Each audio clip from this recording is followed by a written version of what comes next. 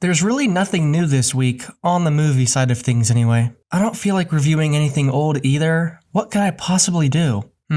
That space boobs and space movie looked pretty cool. I may have to default to that. Oh wait, here's something. Oh no.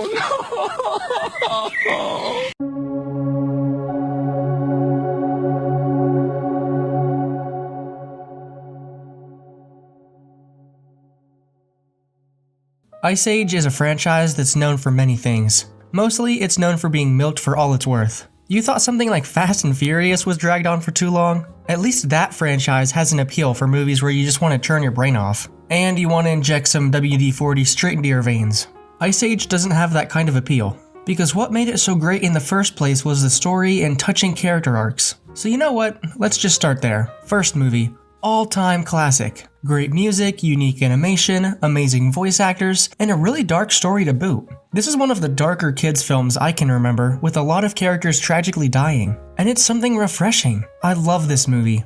Second movie was pretty good too. The story was a bit weaker in my opinion, and the atmosphere wasn't as interesting, but the character arcs were logical and satisfying. The title also sounds epic. Ice Age, The Meltdown. Now that's gonna get asses in movie theater seats. Now the third movie is when this franchise peaked. Not necessarily with quality, but with interest from the general public. I remember being so hyped for this movie, and dinosaurs are a logical next step for this Ice Age franchise. The fourth movie was definitely the weakest so far. The cast was getting a little too big, and the action was a little too over the top to be at all believable. If you can call any of this believable. The fifth movie, we don't talk about that one. It's just straight up not good, fam. And that leads us to The Ice Age Adventures of Buck Wild, a Disney Plus release. I don't have high hopes for this movie, but hey, stranger things have happened. Maybe they'll pull it off somehow.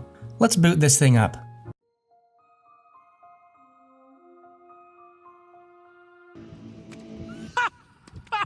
No fucking way. They have the fucking gall to slap the castle intro in front of this thing. Unbelievable. This might seem like an overreaction, but you just wait. Wait till you'll see this mess, then get back to me. I won't be spoiling the whole story in this video, but let's be honest. Nobody here cares about spoilers for this thing. The movie starts with a recap of the first 5 movies. I don't blame them for doing this, it has been a while. Especially since no one really saw the 5th one. Anyway, the main story of this installment is Crash and Eddie are fucking stupid, so they have to leave the herd to live on their own. Oh, and Ellie's daughter? Yeah, she's not here. Maybe she died. I don't know. Maybe this is a prequel. I don't know. Crash and Eddie fall back into the world of dinosaurs, where they're found by Buck. He tries to take them back to the surface, but he's stopped by a dinosaur that got exiled to an island for trying to control the world, I guess? Wow. And before I forget to mention it, like 2 minutes into this thing, they have this thought bubble where Crash and Eddie are like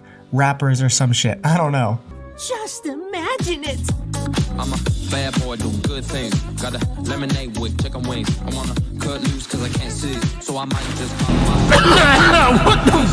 pop. Like, I actually think this scene classifies as attempted murder on my soul. But that's not where this confusion ends. First off, who is the main character of this movie? Is it Crash and Eddie? They kickstart the plot after all. They're the emotional weight of this movie. Or is it Buck, whose name is literally in the title but doesn't show up until 30 minutes into this thing? You can tell that I'm frustrated. I really don't know here. And you may be thinking that I'm jumping around too much. I'm trying my best here, people. It's hard to follow, which brings me to my first main criticism with this, what I hesitate to call a film. The story here is about as strong as your 5th cup of coffee on a Monday morning. Like, I wasn't expecting much, but god damn is this a boring ass movie. It takes a lot for me to get physically tired while watching something, and this did it. I had to take a nap halfway through, no joke. I already described the story in like 2 sentences earlier, and there's literally nothing else to say about it. It's that bare bones. I was honestly expecting more from something like Ice Age. Sure, Blue Sky's gone, and a lot of the people who were working on it before aren't back, but still, this is a massively popular IP. They couldn't have done something better? They have so many characters they could have done something with, and it feels like they accomplished nothing. Like, think of the villains in these movies. Saber-toothed tigers, an actual flood, a Spinosaurus, a knife-wielding monkey, and a literal fucking asteroid. Villain of this movie? A smallish dinosaur with a scrotum head. And don't even get me started on the animation quality. First of all, the characters move like they're in a PS1 game. The motion is super janky, and it's to the point where it distracts you from everything else. And as if that weren't bad enough, there's a lot of added sound effects in this movie. I swear to God, they were doing shit like slide whistles. This kind of stuff was never anywhere near those older films, cause it's dumb. Those older films all felt gritty and real, and these kind of sound effects just really throw off the tone. What else can I say about this thing? None of the original voice actors are back. No way are they signing on to this thing. Well, except for Simon Pegg, who is still back. That's surprising to me. Simon Pegg is a great actor, and I feel like he'd object to this. And it's not just the voices, the designs are a little off too. Like, simple stuff. They couldn't get Ellie's fur color right at all. It's simple stuff that should be really easy to get right? Even Buck looks weird. They lopped his chin off or something. And lastly, there's this new character. Don't ask me her name because I honestly don't remember. Anyway, I know exactly how her character design went down. Hey Jeff, how do we make this Weasel look like a woman? I know. Fixed.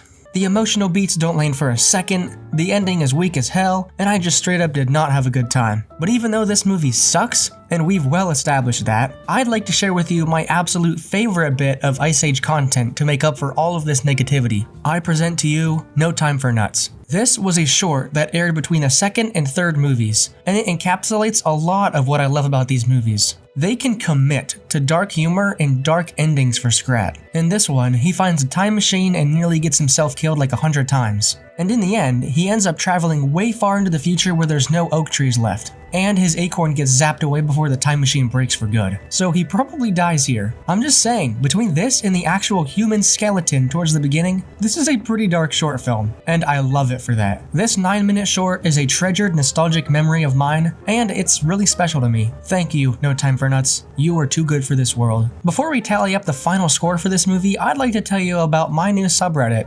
r/Rainbow Reviews. It's where you can find polls, video requests, give outfit ideas, and just talk about movies in general, stuff like that. I am new to Reddit, so I might need a little bit of time getting used to it, but I think it could be fun to build a community over there. Anyway, let's get back to it. We have 6 categories: story, animation, comedy, rewatchability, audio, and originality. So let's start with the story. Absolute garbage. The villain is lame, the conflicts are just kind of stitched together, it's just a train wreck. I'll give it a 6 out of 20. Animation. Also really not good. I get that animation takes a long time, and it can't be easy during the pandemic, but God, to slap a Disney logo in front of this? Jesus Christ. Some of the landscapes looked okay, and there was one flashback scene with Ellie that was alright. That gets a 9 out of 20. Comedy. This movie wasn't funny like 98% of the time. I say that because I can think of maybe 2 jokes that got a chuckle out of me.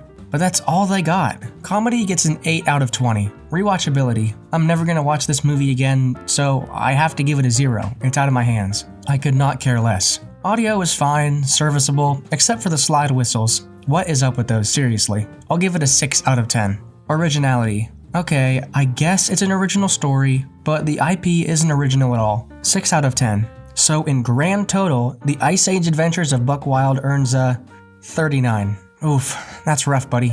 Anyway guys, that's all for this review of the Ice Age Adventures of Buck Wild. I didn't like this movie. Straight up, it was not very enjoyable at all. Animation sucked, story sucked, yada yada, whatever. Comment below what kind of outfits my avatar candles should wear next. And go follow my subreddit for video updates, frequent polls on video ideas, stuff like that. I also take video requests, so if there's something you want me to check out, I probably will. And if anyone wants to collab on a review or video essay, I'd love to do something like that too. I've been wanting to collab with someone for a long time, and if you're out there and you're interested, hit me up. Subscribe to this channel for more TV and movie reviews and animation news. Thanks for watching, and we'll see you next week. Peace out.